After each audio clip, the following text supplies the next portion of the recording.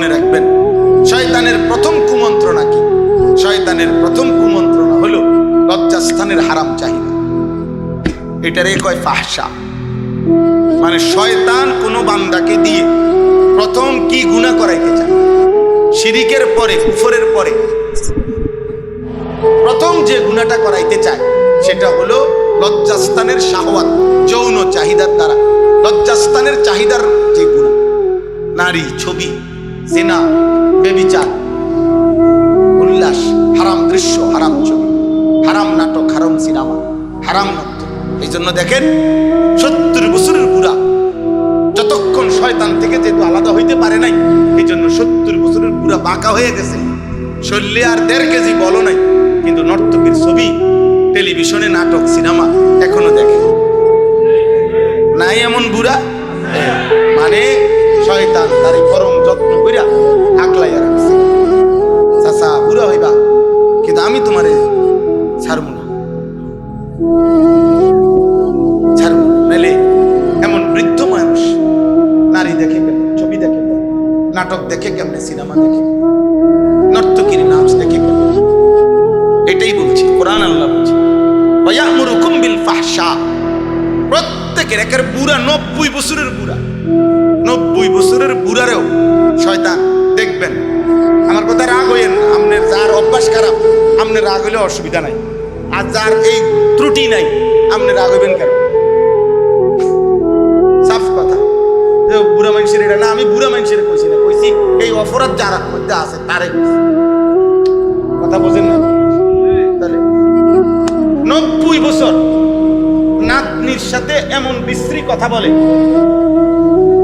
বুঝছেন না এমন কথা?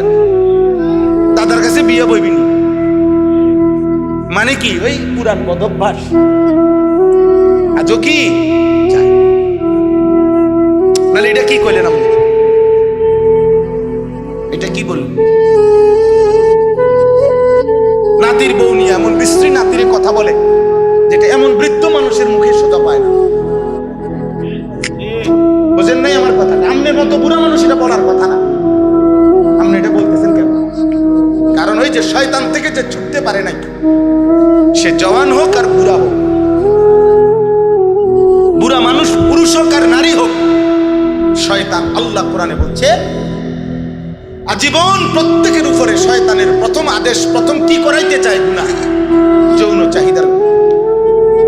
ওয়ায়ামুরুকুম বিল ফাহশা, ভয় দেখাবে, অভাবে আদেশ করবে, জিনা, ব্যভিচার আর লজ্জাস্থানের চাহিদাকে কেন্দ্র করে এমন বিশ্রী কথা কাজ।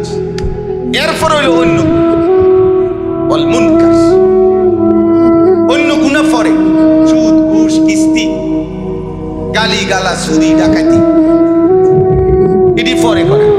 আগে হলো শাহওয়াত, শাহওয়াত।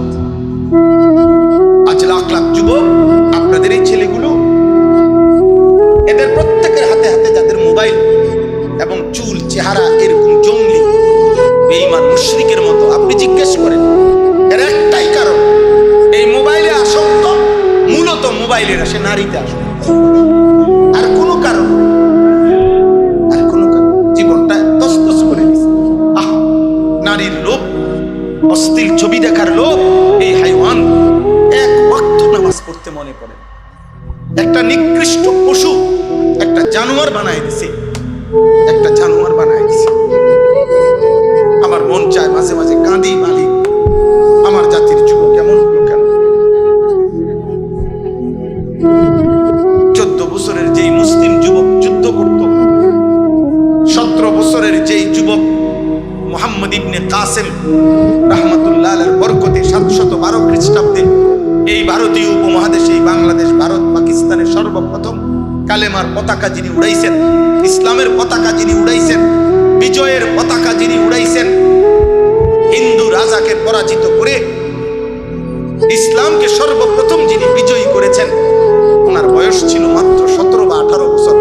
মুহাম্মদ ইবনে কাসেম রাহমাতুল্লাহ আরব থেকে এসে, আরব থেকে এখানে বাংলাদেশ থেকে সৌদি আরবের জিদ্দা কমপক্ষে 6000 কিলোমিটার দূরে এই বিমানের যাত্রা যে আমরা যাই,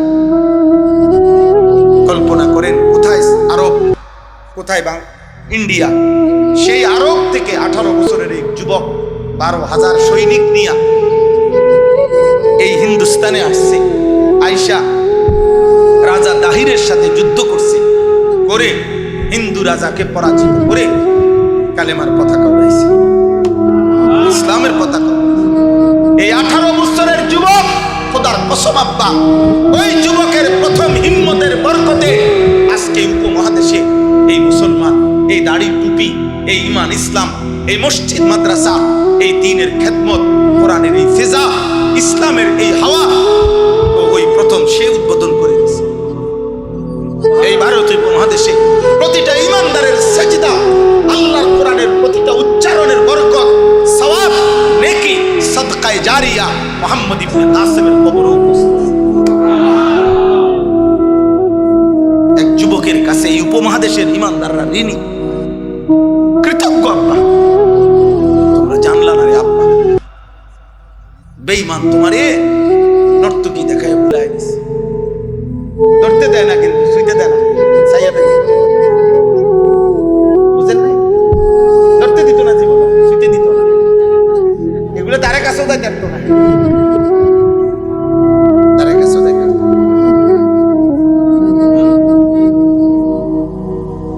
আর্জেন্টিনার খেলোয়াড় তোমার একদিন কান্দে করে নাচক না, নাচবে না, তুমি নাচবে। ব্রাজিলের খেলোয়াড় তোমারে কান্দে করে নাচবে না আব্বা, তুমি নাচবে।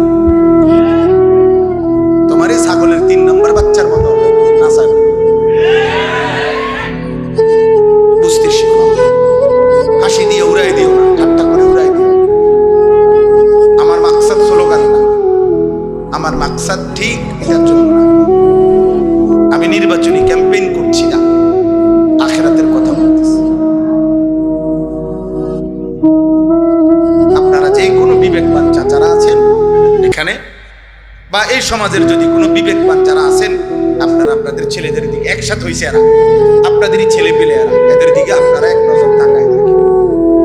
যারা এখানে আছেন বাবা, আপনাদের ছেলেদের চুল দেখেন, আপনাদের ছেলেদেরকে জিজ্ঞেস করেন একটু, ওরা 5 ওয়াক্ত নামাজ আজকে কোথায় কোথায় পড়ছে। ওদেরকে বলেন আজকে সারাদিনে মোবাইলে কত নর্তকী দেখছে, পাগল বানায় দিছে। তোমরা অসংখ্য যুবক ছেলে, তোমাদের এই দিবারাত্রির গুনাহ আমাদের নেককারদের পরিবেশের মধ্যে আসর করছে, ফলে আমাদের মাদ্রাসাগুলো বাচ্চা টিকায় রাখতে খুব কষ্ট হইতেছে।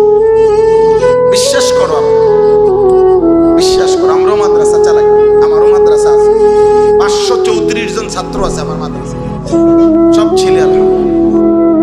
450 মতো ছেলে বোর্ডিং এ খানা খায়, কষ্ট হয় প্রতিনিয়ত। অভিভাবক কাঁদে, হুজুর কোনোভাবেই মোবাইল থেকে ফিরাইতে পারি না বাড়িতে। 7 দিনের জন্য বাড়িতে যায়, 3 দিনের জন্য বাড়িতে যায়, একটা মিনিট কয় যে মোবাইল থেকে ছুটাইতে। স্বাস্থ্য ভাই মোবাইল টিপে, জ্যাঠতো ভাই মোবাইল টিপে, খালতো ভাই মোবাইল, বাড়ির বড় ভাই, তার বড় বোন, প্রত্যেকে যার যার মতো করে উল্লাস করতেছে মোবাইলে। সে একা তখন মনে করে আমি এক বন্দী, আমি মাদ্রাসার কারণেই তো আজকে আটকায় গেলাম। তখন সে এই মাদ্রাসাকে ছেড়ে দিতে চায়। বিশ্বাস করো ভাই, বিশ্বাস করো, আমরা কষ্ট হইতেছে, অনেক কষ্ট প্রতিদিন সারা বাংলাদেশে। আমি তো সারা বাংলাদেশে ঘুরি আলহামদুলিল্লাহ, প্রতিদিন ছেলেরা ছুটে যায়, ছাত্র ছুটে যায় এই মোবাইলের আসক্তির কারণে। এই জন্য আব্বা, এই সমাজকে তোমরা বাঁচাও। যুবক ভাই, এই সমাজ তোমাদেরই সমাজ, একদিন তোমরাও বড় হবে ইনশাআল্লাহ, একদিন তোমাদেরও বিবি হবে, আল্লাহ হায়াত দিলে একদিন তোমাদেরও সন্তান হবে। তাদের সামনে কি পেশ করবা, কি পেশ করবা? আমার 4.5 বছরের মেয়েকে আমি গত কয়েকদিন ধরে বারবার বলে শিখাইছি, আপু কেমন আছো বললেই বলতে হয় আলহামদুলিল্লাহ ভালো আছি। ও এখন আলহামদুলিল্লাহ বলতে পারে, যতবারই জিগাই আপু কেমন আছো, আলহামদুলিল্লাহ ভালো আছি। তা আমি বারবারই বলি মাশাআল্লাহ। তা আজকেও দুপুরবেলা বলছি আপু মাশাআল্লাহ বললেন না, মানে হে তো ভালো আছি। এখন আমি কেন মাশাআল্লাহ বললাম না? এবার আমারে মনে করাই দিছে, আব্বু মাশাআল্লাহ বললেন। এরপরে মাশাআল্লাহ বলছে, এর মার কাছে দৌড়ে গিয়ে বলছে, আব্বু মাশাআল্লাহ বলছে। আলহামদুলিল্লাহ। তুমি কি পেশ করবা? যৌবনের 14 বছর থেকে 25 বছর মনে করো, তোমার সন্তানকে তুমি কি বলবা? যে আমি যখন 12-14 বছরে ছিলাম, আমার বয়স যখন 25, ওই পর্যন্ত সন্তানকে বলবা, প্রিয় সন্তান, আমি সারা দিন রাত নর্তকী দেখতাম। সে কি বলবে?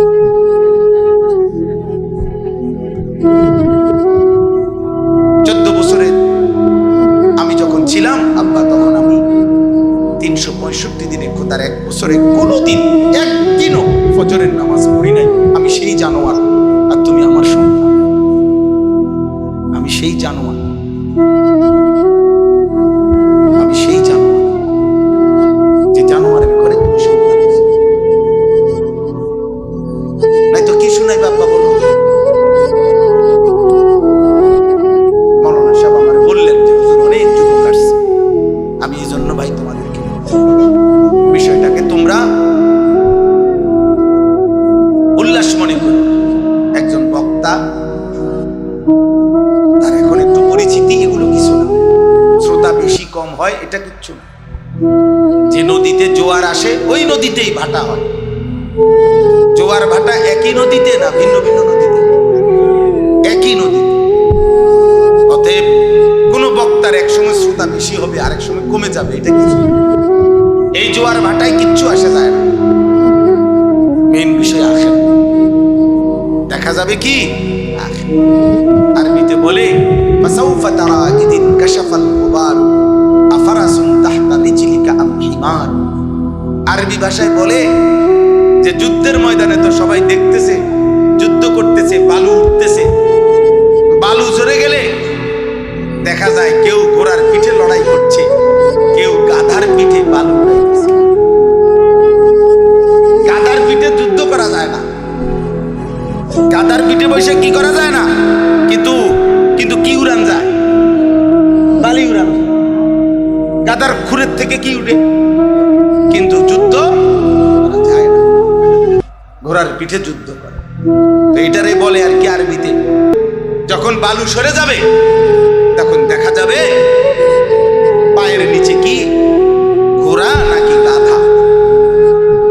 একদিন রাত ভোর হবে, একদিন হায়াত শেষ হবে, তুমি কিংবা আমি একদিন এই পৃথিবীর মায়া ছেড়ে চলে যাব। হাসি কিংবা কান্না, আনন্দ কিংবা বেদনা, উল্লাস কিংবা ব্যথা, সব অবস্থার মৃত্যু। আমি অনুরোধ করছি, একটা একটা যুবক, একটা একটা বাপ, আপনি আপনার ছেলের দিকে নজর দেন, মেয়ের দিকে নজর দেন। কোরআনুল কারীমের মধ্যে আছে ইব্রাহিম আলাইহিস সালাম একজন নবী, নবীদের মধ্যে সবচেয়ে বেশি হিজরত করছেন ইব্রাহিম আলাইহিস সালাম, সবচেয়ে বেশি অঞ্চল চেঞ্জ করছেন কালেমার দাওয়াতের জন্য ইব্রাহিম নবী, সবচেয়ে বেশি কষ্ট করছেন। আমাদের নবী সাল্লাল্লাহু আলাইহি সাল্লামের পরে যারা বেশি কষ্ট করছে তাদের মধ্যে হযরত ইব্রাহিম আলাইহিস সালাম। এই নবী ইব্রাহিম আলাইহিস সালাম 84 বছর মানুষকে আল্লাহর দিকে ডাকছে, একটা সন্তানও ছিল না। কিন্তু কোরআন কারীমের মধ্যে আছে, একদিকে তো মানুষকে ডাকতেন, কালেমার দাওয়াত দিতেন, এক এক অঞ্চল থেকে এক এক অঞ্চলে যাইতেন, কিন্তু একাকিত্বে দিবানিশি আল্লাহর কাছে একটা সন্তান চাইতেন। সন্তানের দোয়াটা ভুলে নাই, উম্মতের জন্য যত কিছুই বলছে, আর একাকি হলেই দোয়া করতেন, রব্বি হাবলি মিনাস সালিহিন, মাওলা একটা নেক সন্তান, একটা নেক সন্তান দিয়ে। 84 বছর বয়সে আল্লাহ দোয়া কবুল করে ইসমাঈলকে দান করছে। কোরআন শরীফে আছে আলহামদুলিল্লাহিল্লাযী ওয়াহাবা লি আলাল কিবারি ইসমাঈল। ইব্রাহিম নবী বলতেছেন, আল্লাহ আপনার প্রশংসা, আপনি আমাকে বৃদ্ধ বয়সে ইসমাঈলকে দান করলেন। আমারে তো একটা ছেলে দিছেন। তো কোরআনে আছে বাবা, কমপক্ষে 7 বার 7টা জায়গায় কোরআনে আছে 7 জায়গায় ইব্রাহিম আলাইহিস সালাম ওনার সন্তানের বংশধরের ঈমান, ইসলাম, আখিরাত, পরকালের ব্যাপারে আল্লাহর কাছে বারবার দোয়া করছে। আল্লাহ আমি খাদ্য চাই না, আল্লাহ আমি আহার চাই না, আল্লাহ আমি বাসস্থান চাই না, আল্লাহ আমি কিচ্ছু চাই না, আমি চাই আমার সন্তানের ইবাদত, ইবাদত, ইবাদত, ইবাদত চাই। আখিরাত আমি আপনার কাছে চাই, দুনিয়া আপনি যা দেওয়ার দিয়ে।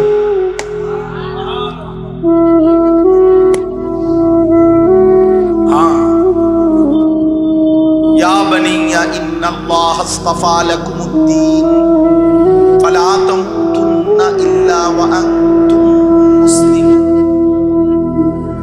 ইব্রাহিম নবী সন্তানদেরকে বলছেন, হে সন্তানগণ, নিশ্চয়ই দিন আল্লাহ তোমাদের জন্য মনোনীত করেছেন। অতএব বাবা বলে গেলাম, পূর্ণ আল্লাহর আনুগত্য না করে, ইসলাম পূর্ণ না মেনে মৃত্যুবরণ করো না। এই যে সন্তান, রব্বানা ইন্নী আসকানতু মিন যুররিয়াতি বিওয়াদিন গায়রি জি যারইন ইনদা বাইতিকাল মুহাররাম রব্বানা লিয়ুকিমুস সালাহ।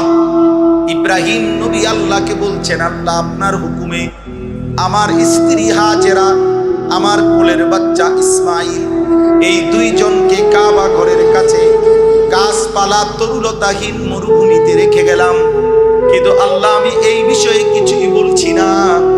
রব্বানা লিয়ুকিমুস সালাহ, আপনার কাছে ফরিয়াদ, আমার স্ত্রী সন্তান যেন মৃত্যু পর্যন্ত নামাজ আদায় করে। ভাত লাগলে আপনি দিয়েন, রিজিক লাগলে আপনি দিয়েন, যা যা দুনিয়া লাগবে আপনি দিয়েন, আমি চাই আমার সন্তান স্ত্রী যেন নামাজ পড়ে। রব্বুল আলামিন বললেন, ইব্রাহিম আমি তো দুনিয়াও পুরা দেব, একদিন আমি আল্লাহ ওয়াদা দিলাম, তোমার সন্তান আর তোমার স্ত্রী হাজেরার এই কাবার পাশে সারা পৃথিবীর ইমানদারের কলিজার টান, হৃদয়ের ভালোবাসা আমি এই কাবার দিকে বানায় দেব। ইয়াতুকা রিজালান ওয়া আলা কুল্লি দামিরিন ইয়াতিনা মিন কুল্লি ফাজ্জিন আমিক। সুবহানাল্লাহ। এক পিতা সন্তানের জন্য আখিরাত চাইছে। হায় মুসলমান, হায় ছেলেরা, কি করছো আব্বা? কি সারাদিনে কত নারী দেখলাম, কত ছবি দেখলাম, মোবাইলে কত অশ্লীল দৃশ্য, এত নারী, এত নাচ, এত উলঙ্গ ছবি দিয়া কই থাকবা আব্বা? এই আযাব কেমনে সইবা? জাহান্নামের আগুন কেমনে সইবা? খুযুহু ফাকুল্লু সুম্মাল জাহিমা সাল্লু।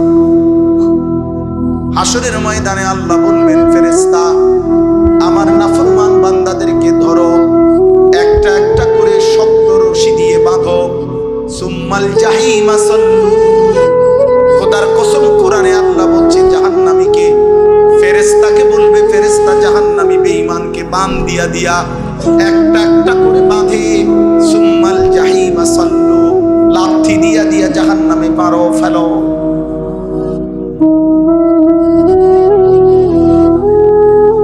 সুম্মাল জাহিমা সাল্লু, জাহান্নামে ছুঁড়ে মারো, জাহান্নামে, জাহান্নামে ছুঁড়ে মারো, জাহান্নামে। ওয়ালাকিন হাক্কাল কওলু মিন্নী লাআমলাআন্না জাহান্নামা মিনাল জিন্নাতি ওয়ান নাসি আজমাইন। আল্লাহ বলে, দুনিয়াবাসী আমি আল্লাহর চূড়ান্ত ফয়সালা শুনে নাও। আমি আল্লাহ ওয়াদা দিলাম, বান্দা নাফরমান মানুষ আর জিন দিয়ে আমি আমার জাহান্নামকে পূর্ণ করবই করব। ওয়ালাকিন হাক্কাল কওলু মিন্নী, এটা আমার ফয়সালা, ফয়সালা। লাআমলাআন্না জাহান্নাম উহশুরুল লাযীনা যালামু ওয়া আযওয়াজাহুম ওমা কানু ইয়াবুদুনা মিন দুনিল্লাহি ফাহদুহুম ইলা সিরাতিল জাহিম। তাদেরকে বলবে, ফেরেশতা, হাসরের এই মাঠ থেকে প্রত্যেক পাপের সাথে সম্পৃক্ত তিনজনকে একসাথ করো। তিনজন। আল্লাহ বলবেন, প্রতিটা পাপের সাথে সম্পৃক্ত তিনজনকে একসাথ করো। 1 নাম্বার হলো পাপী, 2 নাম্বার হলো পাপের সঙ্গী, 3 নাম্বার হলো পাপটা সে যার উপরে ভরসা করে করছে, যার শেল্টারে। এই 3 বেঈমান একসাথ করে জাহান্নামের পথ দেখিয়ে দাও।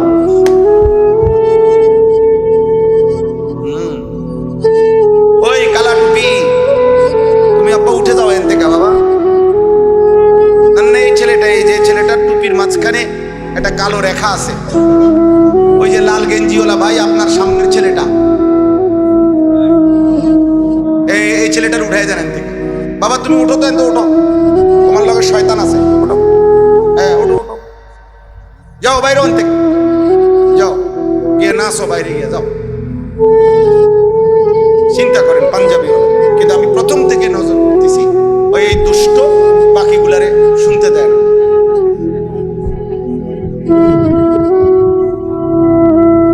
হ্যাঁ যাও, এবার বইয়ে তামাশা করো। আমি ছেড়ে দেওয়ার মা, আমি জীবনে দরকার হলে আর কোনোদিন আসতাম না, আমার হিসাব এটা। কিন্তু আমি বলে যাবো, আমি চেষ্টা করে যাব। আমার এটা ফিকির আব্বা, আমার সন্তান ফিরতে হবে, আমার আল্লাহর কাছে আমার এটা চাওয়া। আল্লাহ আমাদেরকে তৌফিক। চলো ভাই, প্রত্যেকে মনে রাখবে, এই 3 জন একসাথ করে জাহান্নামে দেওয়া। পাপী, পাপের সঙ্গী, এবং সে যার উপরে ভরসা করে পাপ করছে, যার শেল্টার। আমি আছি বোবা, ভালাই দেবে না। তোরার মতো 15-20 জন যদি সেভ করতে না পারি, কি না তাকে হ্যাঁ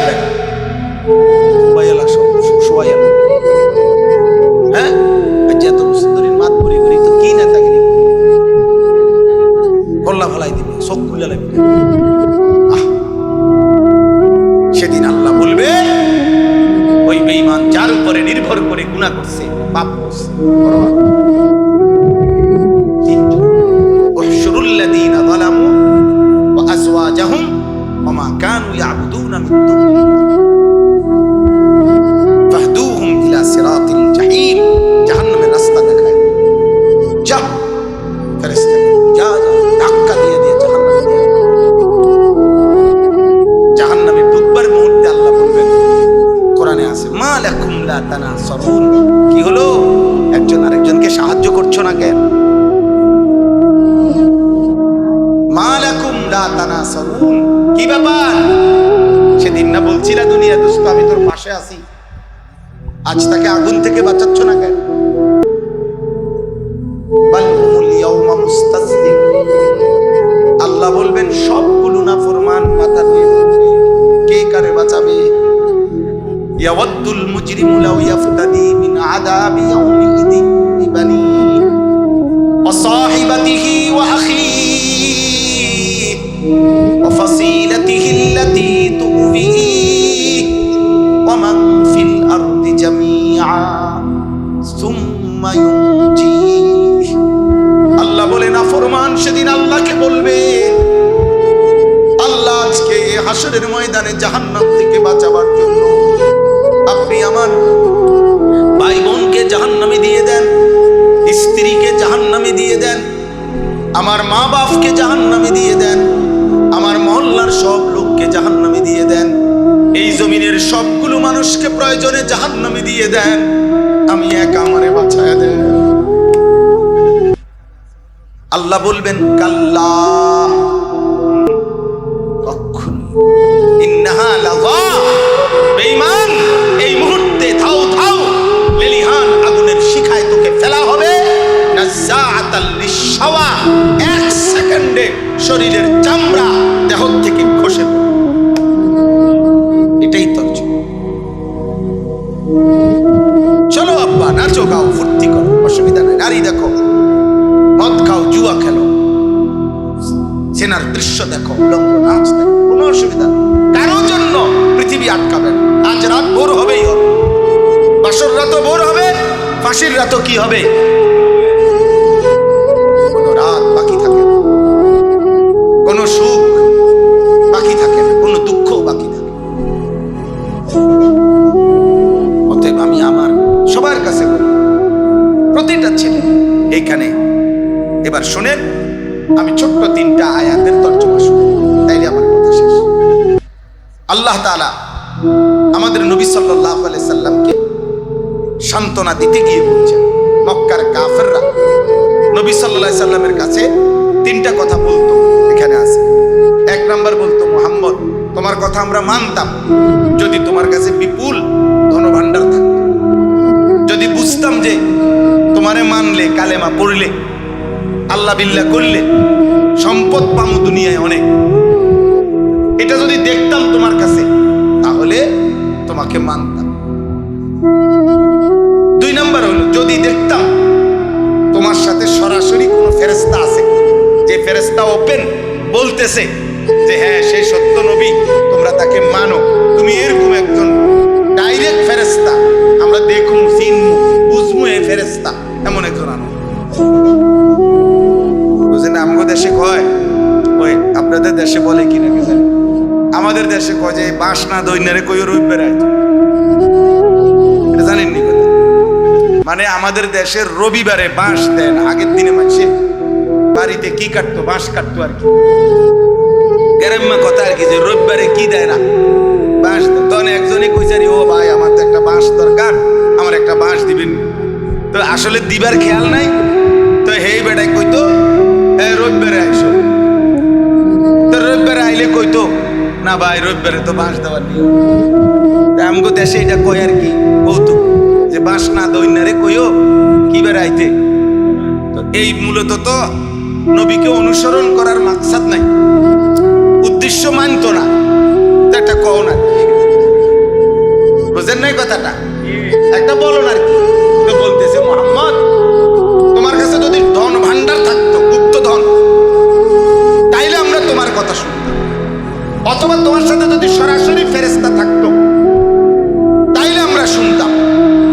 আল্লাহ তাআলা বলেন, ফালাআল্লাকা তারিকুম বা'দা মা ইউহা ইলাইকা ওয়া দাইকুম বিহি সাদরুকা আন ইয়াকুলু, হে নবী আপনার কাছে আমি যেই কোরআন একটা সূরা ইন্না আতাইনাকাল কাউসার, এই ছোট্ট সূরাটার মতো একটা সূরা বানাই দিত, বেঈমান কোনোবারই পারে না, পুরা কোরআনও বানাইতে পারে নাই, 10টা সূরাও বানাইতে পারে নাই, একটা সূরাও কি করতে পারে নাই, বানাইতে পারে নাই।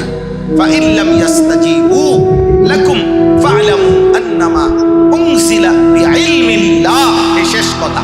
আল্লাহ বলেন যদি আপনার কথার জবাব দিতে তারা না পারে তো সবাইকে বলে দেন, দুনিয়াবাসী শোনো যে নিশ্চয়ই এই কোরআন আসমানওয়ালা রবের আল্লাহর ইলম থেকে নাযিল হয়েছে। কোরআন সেই আলিম নাযিল করেছেন, তিনি সব জানেন, সব জানেন।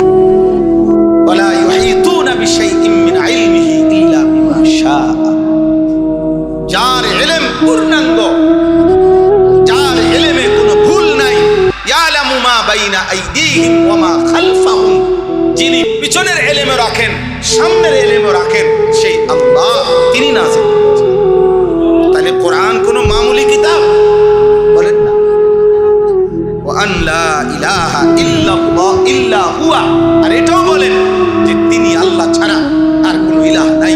ফাহাল আনতুম মুসলিমুন, এই শেষ কথা আল্লাহ বলে, বন্ধু আপনি এবার জিজ্ঞাসা করেন যে কোরআনের একটা পূর্ণ কোরআন বানাইতে পারলা না, 10টা সূরা বানাইতে পারলা না, একটা সূরাও বানাইতে পারলা না, তাহলেও কি আল্লাহর আনুগত্য করবে না?